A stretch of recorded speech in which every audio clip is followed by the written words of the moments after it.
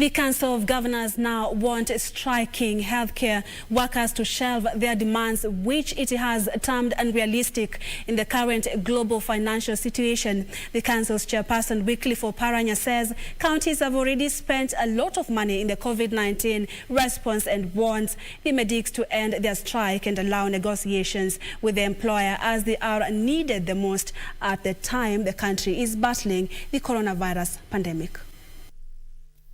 Saa hii hata ukija kwa uwe mfanyakazi wa afya useme unataka uongezwe pesa, hiyo pesa nitatoa wapi?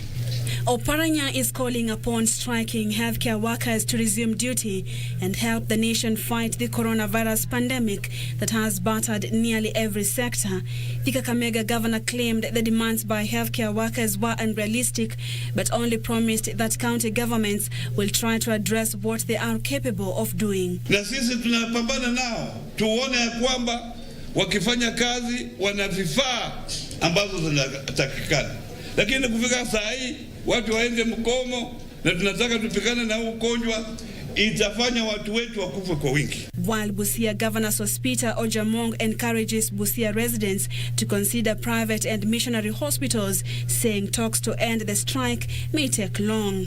Kuhakikisha watu hii mgomo haitaisha hivi karibuni, kulingana na ile matakwa ya huduma wa wahudumu wetu. Nasema wale ambao wanaweza kupata msaada mahali popote wajaribu kwenda wanako, lakini tunajaribu tuwezavyo. However, the medics have received a boost in their fight for better welfare, as COTU Secretary General Francis Atwoli weighed into the matter, asking the government to act with speed and hear the cries of the striking medics. Atwoli says without the frontline soldiers, Kenya is bound to lose the fight against the coronavirus pandemic. Kweli wengi hawana insurance na wanakutana na hii ugonjwa wa COVID.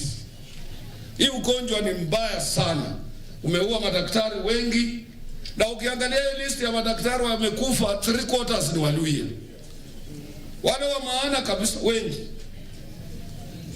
Na mimi siwezi kunyamaza madaktari wakikufa.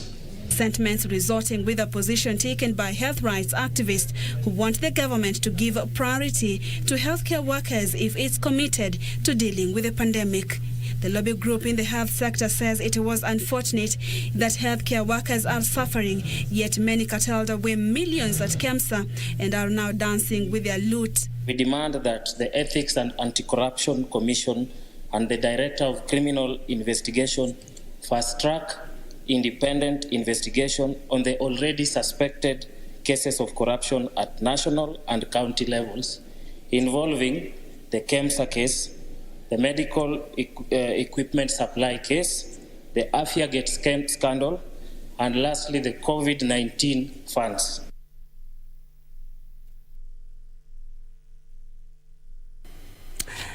And the nurses and clinical officers say they will not return to work until they are assured of their safety, especially at places of work at a time when cases of healthcare workers even succumbing to the COVID-19 disease have been reported and others infected. So they say they will not go back to work until their demands are met. On the other hand, the Council of Governors say that they do not have the kind of money to meet the requirements or demands by the healthcare workers. We are again in the middle of a pandemic. So what should be the way forward? Tell us at Purity_Museo and at KBC Channel 1 News. The hashtag to use is Family Matters KBC. Let's take our first commercial break. Don't go too far. We still have plenty more to come.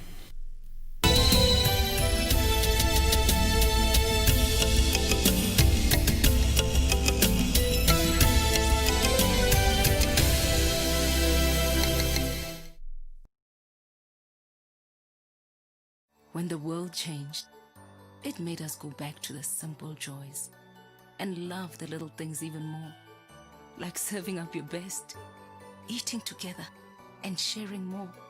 Now, we'll take nothing for granted and always remember to taste the simple joys.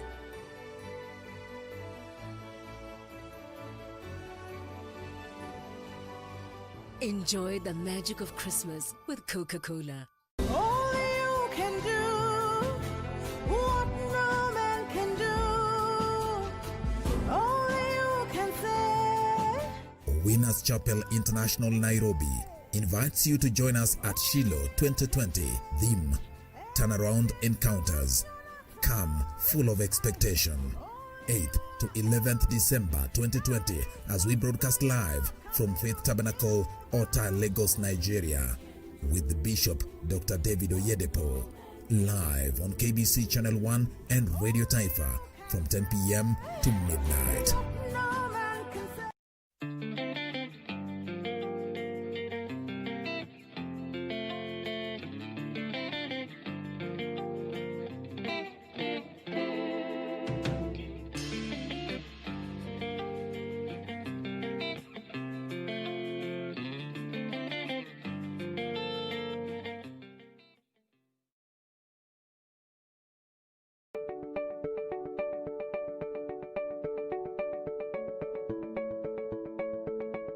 Wacha nikushow hii time ya quarantine. Wow. Si nimekuwa na time mob ya catch up on amazing Kenyan TV and film productions, and let me tell you true story. Hapa Kenya we have amazing talent. Si ndio nilikuwa nakwambia. By the way, Kaleche, mimi naona. Unaona? Mimi naona. Jesse, si useme unaonaje? Mimi naona si wako na hizi talent. Wa appreciate in a big way na wa celebrate. Yeah, that's excellent. By na kwa sababu ya hiyo, on the 12th of December 2020, 7:30 p.m. Kalasha International Film and TV Awards. Best TV Awards, nani actor. Sasa tutaifanya wa mastanto wa Kenya. Tufanye virtual ama tuifanye? Ifanywe virtual. Na hata kama itakuwa virtual, hiyo day we are asking guys to dress up. Of course. Mademu wakuje kama wewe uvae night dress. Night dress bana. It's a night glam gown. See easy. Na uvae tuxedo. Please. Tuxedo. It's called a tuxedo. Tuxedo kwa sababu iko na kale kamkia, kapengwi. Listen, sawa guys. Mmesikia? Please, on the 12th of December at 7:30 p.m. Mukuje kama mumengara, you glam up, you look nice. Wear the tuxedos, gentlemen, right there in the comfort of your home. And Tuxedo. Please, ladies, wear those glamorous outfits. Na tukutane tu hapo 7:30 as we enjoy this 10th edition of the Kalasha TV and Film Awards. It's going to be amazing. Maze ikitu siziata. I got the right.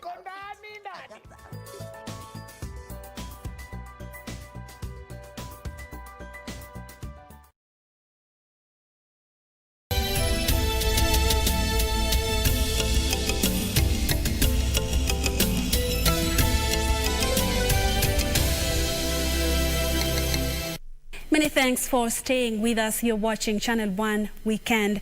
The church is calling for further discussion and consensus on the ongoing Building Bridges report to help promote unity and peace in the country. The men of the cloth say there is need to take on board those with divergent views for a more united country. The church is also offering its structures to be used by the Ministry of Education when schools resume in January.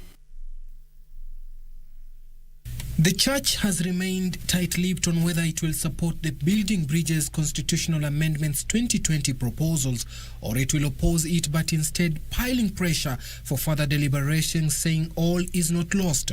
The National Council of Churches of Kenya and the Kenya Conference of Catholic Bishops calling on the BBI architects to open a window of amendments in the draft bill to avoid a contested referendum which might polarize the country ahead of the 2022 general election. We restate the importance of dialogue and consensus building. The Constitution is too important to be made the subject of conflict and political competition. There is still room between now and the time we go to the referendum that we can still change or at least get intervention administratively to address some of those issues. The church leaders vowing not to allow politicians to use the pulpit to advance divergent views on the report. Desist from according politicians space to carry out campaigns for or against the bill in the places of worship. Meanwhile, the Church and Clergy Association of Kenya has questioned the timing of referendum push, saying more efforts should be put to fight the effects of COVID-19 in the country. To sustain this momentum And to remain focused, we must address as a nation the pressing needs such as the doctors and nurses strikes. To sit down and resolve that issue because it is an emergency and we can't deal with two emergencies, COVID-19 and the medic strike. And a referendum is not an exam. We can't have questions of A, B, C, D. A, B, C, D. And that is why we are saying the referendum will either be a yes or a no. Na Homa Bay wamesema yes. As schools gear up to reopen next month, the clergy called on the government to ensure adequate safety measures are put in place to cushion students from contracting the disease and even offered their structures to be used if need be. The Ministry of Education can engage religious institutions to avail facilities to be used as classrooms to achieve social distancing requirements. We further call upon the government to consider waiving school fees arrears for parents who have been heavily impacted by the pandemic. Suleiman Yeri, Channel 1 News. Unit owners in a building will now be able to own an individual title deed following the signing into law of the Sectional Properties and Statute Law miscellaneous amendments by President Uhuru Kenyatta. The Act 2019 provides for the provision of buildings into units to be owned by individual proprietors, among other elaborate provisions. The new Sectional Properties and Statute Law abolishes the Sectional Properties Act of 1987. In the Act, occupants with units in a said building would share a single title deed of the property. The new law allows owners of the units to have an individual title deed. The Statute Law Miscellaneous Amendment Act 2020 amends 21 statutes, among them the Interpretation and General Provisions Act, Records Disposal Act, Penal Code, Public Holidays Act, and Firearms Act. Other laws amended by the new law are the Official Secrets Act, Kenya Roads Board Act, Statistics Act, Employment Act, Accountants Act, Judicial Service Act, Kenya National Commission on Human Rights Act, Employment and Labor Relations Court Act, Ethics and Anti-Corruption Commission Act, and National Police Service Commission Act. Also amended are the Public Appointments Parliamentary Approval Act, Universities Act, Kenya Law Reform Commission Act, Investment and Financial Analyst Act, Witness Protection Act, and Kenya Coast Guard Act. Irene Mchuma Odim, Channel 1. Elsewhere, only 5,000 people will be allowed to access Nyayo Stadium, the venue of the 57th Jamhuri Day celebrations, to be held this Saturday. Nairobi Regional Commissioner James Kianda says preparations to host the event have been concluded and the celebration will be marked in accordance with the Ministry of Health COVID-19 protocols.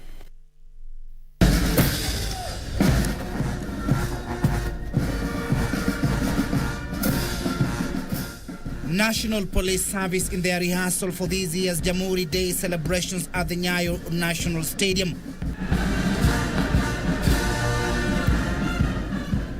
Nairobi Regional Commissioner James Kianda says all preparations are complete ahead of Saturday's event. The ICT Ministry has tried their best to ensure that we link the rest of Kenya with this event that is going to be done at Nyayo National Stadium. Only 5,000 people will be allowed in the stadium as part of COVID-19 protocols. That stadium is supposed to accommodate about 35,000 people while seated in a normal event, but we will only now be able to space them so that we only have 5,000 of them. Kianda says sanitizers have been placed at the 5 entry points at the stadium in a move to ensure there is no transmission of the virus from one person to the other. All the entry points within the stadium, to make sure that we check the temperatures of those people who are coming in. And where it is detected that a member of the public is having a challenge because of the variations in those temperatures, we have medical personnel, we have facilities already available to make sure we take care of some. National Youth Service has been tasked with the responsibility of ensuring everyone attending the event follows health protocols. We will make sure that we have masks available at the entry point to make sure that all of us inside the stadium have masks. We will also ensure at the point of entry that we sanitize everybody who is coming in. So sanitation facilities are also going to be provided in those gates. Even as the country celebrates the 57th Jamhuri Day celebration, the second national event to be held in the country amidst the pandemic, it is evident that more needs to be done in a special way for the departed heroes and heroines who participated in the independence and liberation of this country. Reporting for Channel 1 News from Nyayo National Stadium, I'm Timothy Kipnusu. Thank you so much, Timothy Kipnusu, for that report. And of course, KBC Channel 1 will be monitoring all the events as they unfold tomorrow as the country celebrates Jamhuri Day, and we'll be coming to you live from Nyayo National Stadium as soon as that event kicks start. So do check out also on YouTube. We'll also be live on Facebook and all our social media handles. So tell us where you tuned in from. I'll be glad to sample your opinion during this broadcast. In other news, Interior Cabinet Secretary Dr. Fred Matiang'i has lauded the Kazi Mtaani program, saying it's the best bet yet in dealing with unemployment menace facing the youth. Speaking in Kasarani, where he opened the newly built Kasarani sub-county offices, Matiang'i called on the youth who have not benefited from the program to be patient, saying plans are underway to involve every person. County Commissioner Speaking while engaging the youth in the National Hygiene Program, famously known as Kazi Mtaani in Kasarani, Matiang'i said that the project will have a new lease of life beginning from next year. This even as he urged the youth who have not yet benefited from the program to be patient, saying plans are underway to absorb more in the program. Mimi namshukuru rais wetu sana kwa sababu ya hii maneno ya Kazi Mtaani. Najua kuna wengine kwa sababu Kazi Mtaani haikuchukua watu wote. Kwa sababu kuna vijana wengine ambao waliwachwa nje. Tafadhali naomba sisi wote tutaweka bidii ili uchumi wetu ukijaribu kufufuka kwa sababu ya hii shida ya corona, tuwe na namna ya kusaidia vijana wengine. The Interior CS who at the same time opened the newly built Kasarani sub-county offices read a riot act to land grabbers. Nonsense imeharibu nchi yetu. Tunachukua shamba ya serikali kama hii. Sasa wananchi hawa, kuna watoto hapa, we have children in this neighborhood who want to play. Kuna watu hapa who need a garden ambao wanakaa, alafu unakuja kujenga vitu yako hapa na ni shamba ya serikali. Hakuna maneno kama hayo. Na tumekubaliana na DC, siku ile mtu ataingia hapa, wewe utakuwa umepotea. Hakuna kitu kingine. Hii ni shamba ya serikali. Matiang'i said the government will increase patrols in the area to ensure safety during and after the festive season. Timothy Kipnusu for Channel 1 News. And today marks 9 months since Kenya reported the first case of COVID-19, 270 days, and 14 people have lost the battle to COVID-19 disease in the last 24 hours. The Ministry of Health says 673 more patients have tested positive for the disease, and again, we have a total of 90,978. Nairobi has in the last 24 hours recorded the highest COVID-19 positive cases at 211. Nakuru 113, Kilifi 61, Museo 41 and Migori caps the top 5 list with 34 new cases. On a rather positive note, 325 patients have recovered from the virus in the same period under review.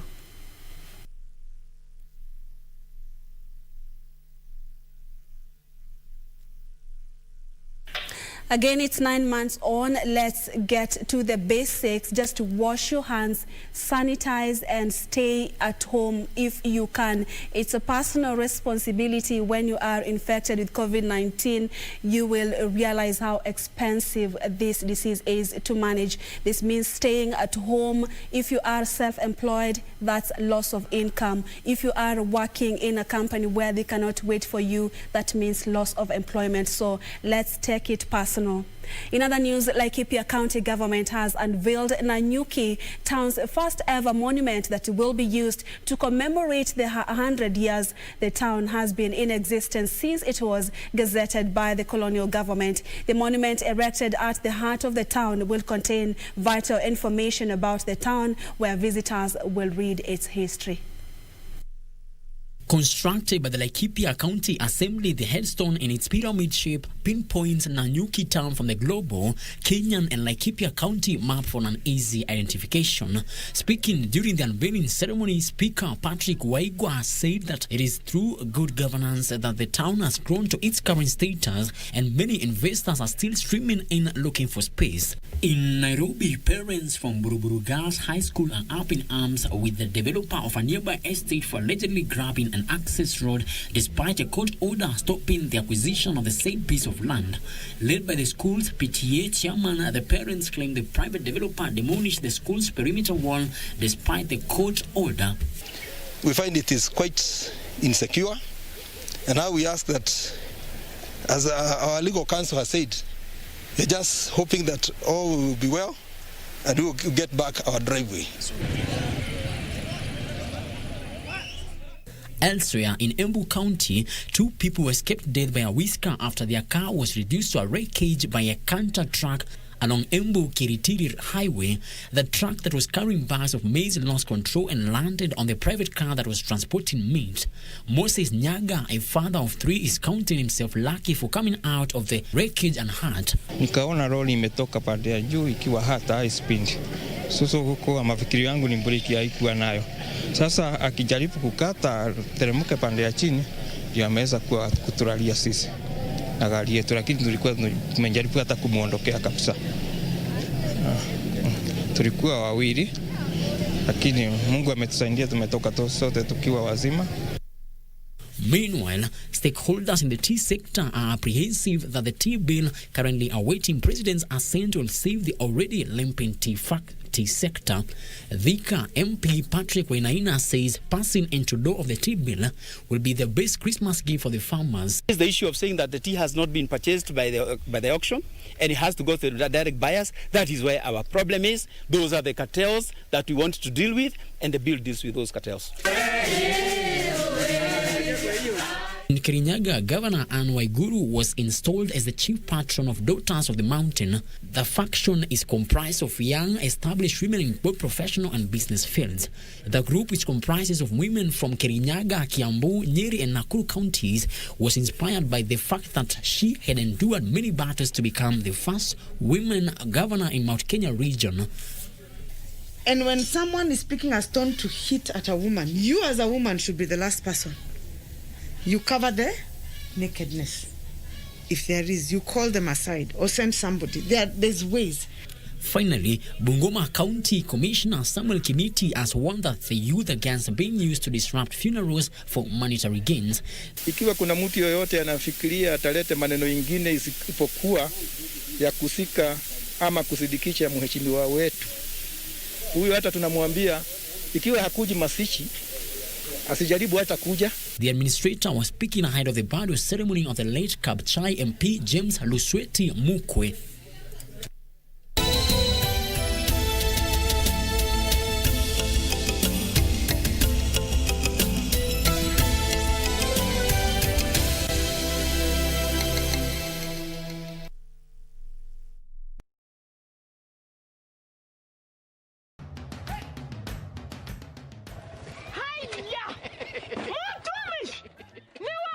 Ni mimi. Ulitoa pikipiki? Mulitani sitaomoka. Ni yako. Hii nduti ni yangu. Niliwahi pale Quickbit. Quickbit?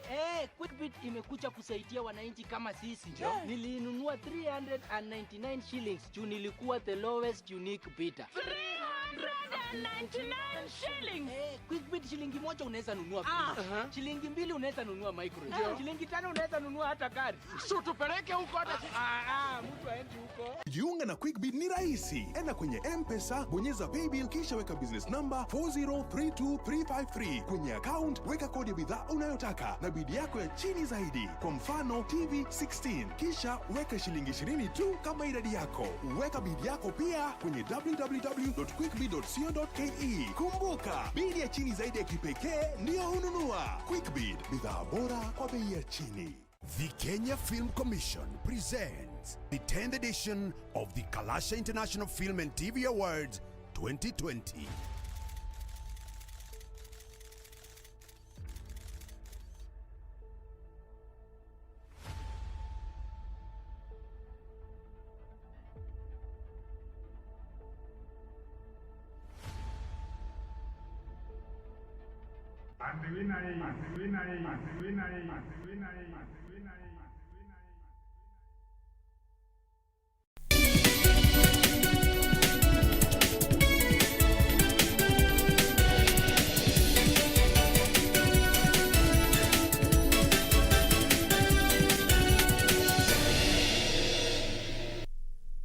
Let's now get down to business. And Energy and Petroleum Regulatory Authority says the suggestion to levy hefty fines on those who flout the proposed solar regulations 2020 aims at protecting consumers from substandard solar products that have flooded the market. Energy and Petroleum Regulatory Authority Principal Renewable Energy Officer Caroline Kimathi says complaints from consumers over poor quality solar equipment has been increasing in the recent past, prompting the move by the regulator. Since the Energy and Petroleum Regulatory Authority published the draft Solar Regulations 2020, debate has raged with some Kenyans claiming the new rules were meant to stifle the increased uptake of solar products and protect Kenya Power's revenue. However, the regulator says the new regulations are meant to encourage professionalism and protect consumers from poor quality products and service. We are not protecting Kenya Power in any way because remember we are licensing the people who are going out there to install. We have not said that because of this regulation you cannot install solar, but rather do it with a licensed person. EPRA says 50% of the solar lamps in the market have been failing within a year of purchase, drawing complaints about quality of solar products. A normal user would be looking at the solar system as a source of energy. So you don't have to have a system installed today, which will fail after 2 days. The proposed regulations require that solar companies pay 5,000 shillings for any product model brought into the market. Product coming into the Kenyan market should meet the standards, so that then the end user is confident that when I go to a shop and buy a solar lantern of 1,000 shillings, it will be able to meet my energy requirements. The rules propose a fine of 50,000 shillings for service providers convicted of not having valid documentation, while those who offer false product information could be liable to a fine of up to 1 million shillings. We will require the installer to report on the systems installed. So as a regulator, we will not inspect all the systems. EPRA is calling on a review of the 14% tax levied on solar products, saying the move could be counterproductive to the government's quest to source 100% of energy from renewable sources. Benson Rioba reporting for Channel 1 Business. And the National Cereals and Produce Board has unveiled 5 more aflatoxin testing laboratories at its facilities. The laboratories will be in Meru, Eldoret, Machakos, Kitale and Nakuru, bringing to 6 the number of aflatoxin testing laboratories in Kenya. Previously, there was just 1 aflatoxin testing laboratory in Nairobi. In efforts to curb aflatoxin contamination in locally produced cereals and milk, the National Cereals and Produce Board has increased its testing capacity by installing 5 more testing laboratories across the country. The 5 located in Meru, Eldoret, Machakos, Kitale and Nakuru will complement the capacity handled by the lab in Nairobi. NCPB Managing Director Joseph Kimote said that the testing facilities will provide testing services to value chain actors including farmers, traders, millers, to ensure that grains they handle are safe and of acceptable standards. The equipment installed uses the ELISA test method and can test all mycotoxins that exist in grain and other foods. NCPB says the ramifications of procuring aflatoxin maize include destruction of food and loss of funds. The authority is seeking to prevent a recurrence of these incidences and ensure that the Kenyan consumer has access to clean and safe food for consumption. The general public and all stakeholders, including millers, grain processors, traders, institutions and farmers, have been invited to use these services, which will be charged at a fee of 1,740 shillings per sample. Betty Kiptum, Channel 1 Business. And over 150,000 coconut farmers in the coastal region are set to benefit from 100 million shillings coconut revolving fund launched today by Agriculture Cabinet Secretary Peter Munya. The CS said the fund is set to increase value addition of the crop, improving its competitiveness in the market. The coconut subsector contributes a paltry 1.5% of the agricultural GDP and 0.4% of the total GDP. The sector earns 13 billion shillings annually. Agriculture CS said the subsector has a potential to make 25 billion shillings annually, insisting this needs to be tapped. Of course, we are also looking into the issues of value addition, processing, but we believe the challenge is not processing. The capacity is already there. What is lacking is the products themselves.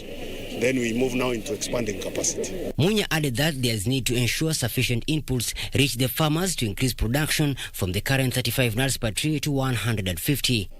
Coconut farming has been relying on old trees, varieties that have very low production. And we've been able to introduce new varieties of seeds that are able to produce better and more quickly, and that also grow very fast and that also are resilient. Farmers in the area have been decrying low access to credit due to lack of collateral, with the CS promising a review of the fund to make it more agile. This fund, which we have set up today, that is supposed to support coconut farming in this region, is going to deal with that very key bottleneck that has been making it difficult for this value chain, the coconut value chain, to continue driving access to credit for women, for youth, and even for the small-scale farmers who are men.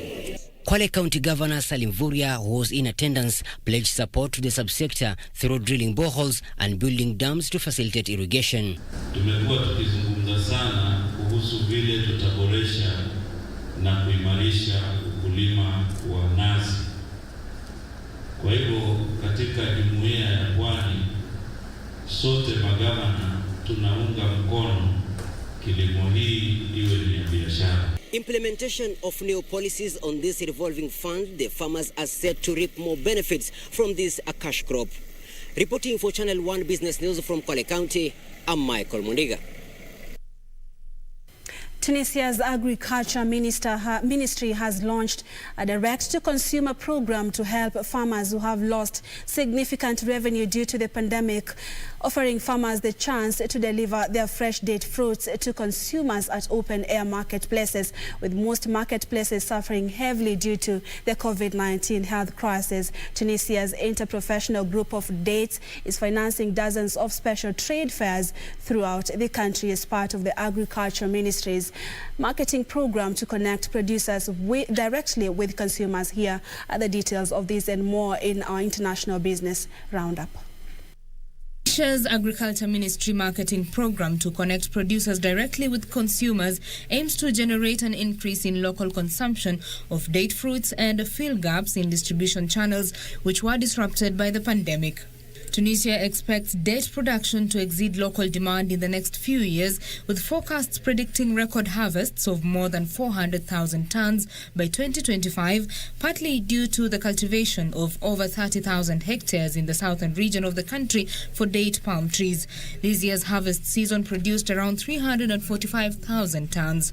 However, many farmers lost over 50% of their annual revenue due to the impact from COVID-19.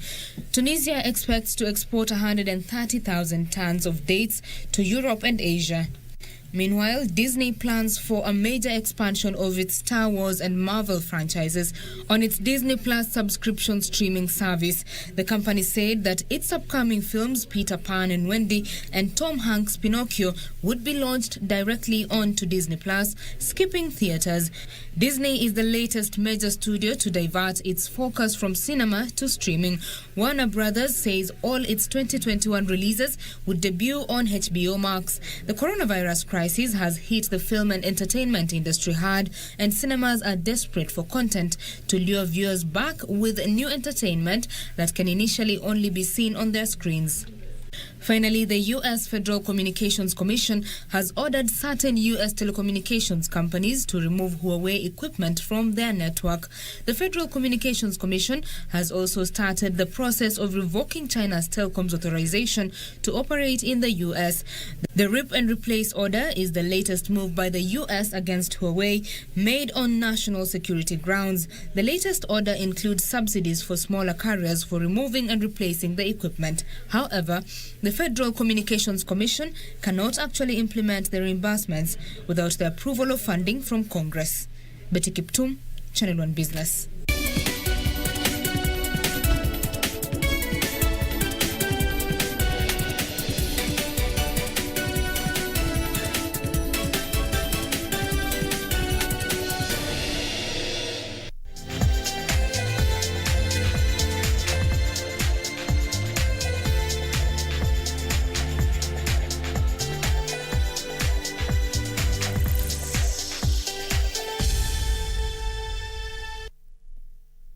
In sports news, Athletics Kenya Federation, which has been nominated by World Athletics as one of top 6 federations of the year 2020, will hold its 70th anniversary commemorations on the 15th of this month at the Nyayo National Stadium. The federation has dedicated the celebrations to all athletes who have been on the forefront in putting Kenya in the world map in the global competitions. Rather, the ceremony will be aired live on KBC Channel 1 television on Tuesday next week.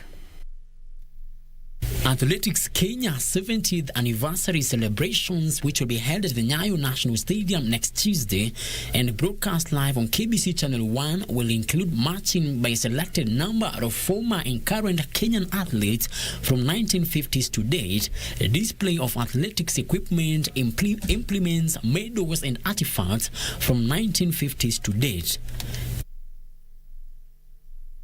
It is a few icons, and these are to represent the current generation. We really want to concentrate with the old ones because this is the only opportunity we have to celebrate them. And like I said, Athletics Kenya is turning 70. If we give it 30 more years, then we'll be, God willing, we'll be able to celebrate the current ones. But we'll pick very few icons. The federation, which has been nominated by World Athletics as one of the top 6 federations of the year 2020, has won the Kenyan Sports Federation of the Year award 3 times in 2006, 2009 and 2010. They did during those many good years.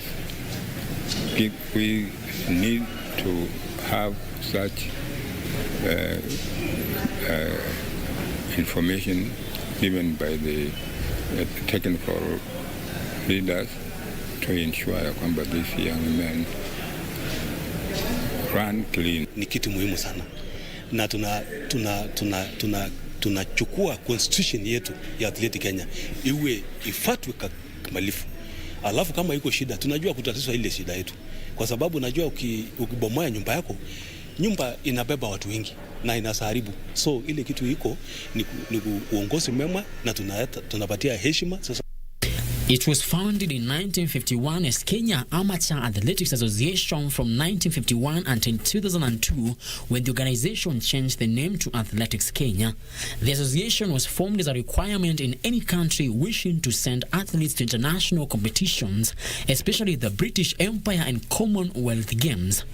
Frederick Muoki for Channel 1 Sports. Still locally, Nairobi City Stars have moved up to 3rd position on the FKF Premier League table after defeating Mombasa-based Bandari FC 2-0 in the only match played today at the Kasarani Stadium after a slow start of the game that saw both sides create few chances and end the first half goalless. City Stars netted 2 quick goals in the second half to secure maximum points and move up to 3rd on the table with 6 points behind KCB and AFC Leopards. City Stars have now won 2 matches and lost 1. 4 more matches are on card tomorrow. Champions Mahia will open their new season against Ulinzi Stars. Second-placed AFC Leopards face Sofapaka. Tusker FC will be away to Western Stima, while Kariobangi Sharks play newly promoted Bidco United.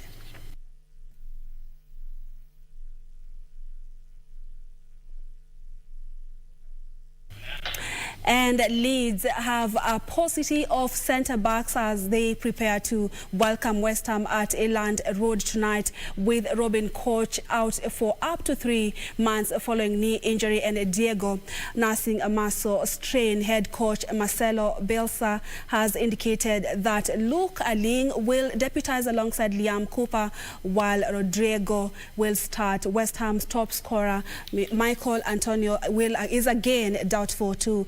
So Sebastian Haller is likely to continue in attack. Ryan Fredericks is expected to be available after a 3-match absence with a groin strain. Here is the weekend's full fixtures in our weekend diary.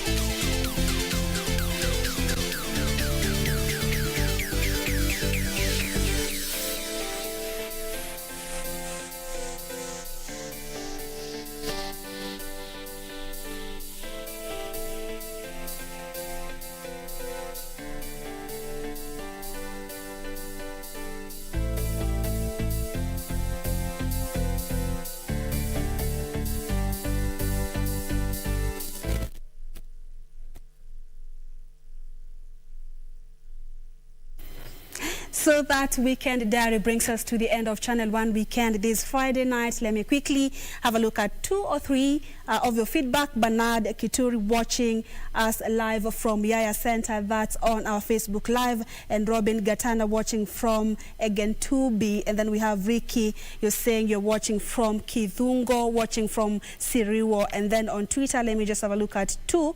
We have Sir Gibson, you're saying you are tuned in and you wanted a shout out. All right, there you have it. Then we have Outlord Kevin, you're saying you are watching. Teacher Jose Felix Awar watching from Migori County. Thank you all for your company. My name is Purity Museo, and Simon Karotha has been a sign language interpreter this evening. Do enjoy the rest of our programming. Good night. Up next is Weather Forecast. Stay tuned for that.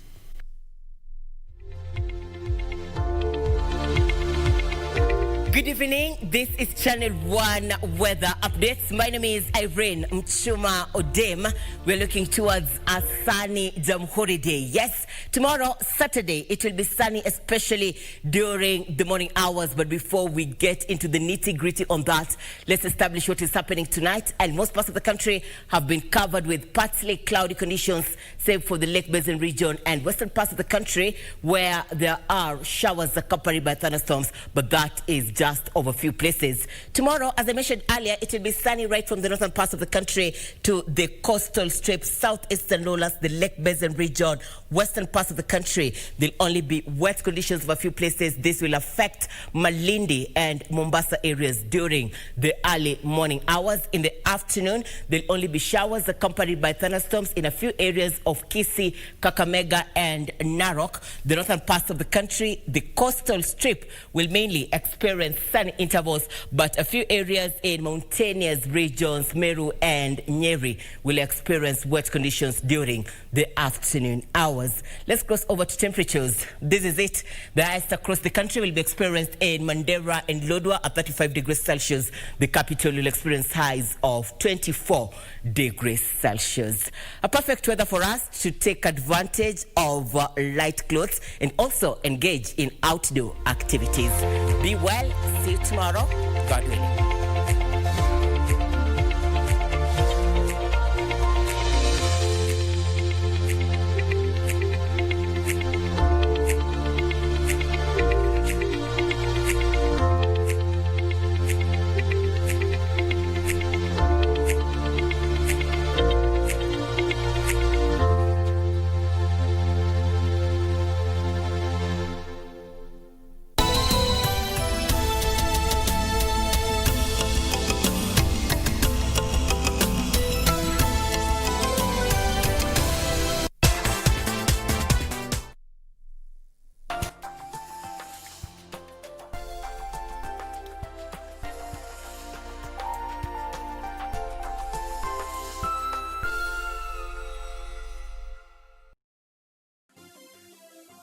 Vera Beauty College.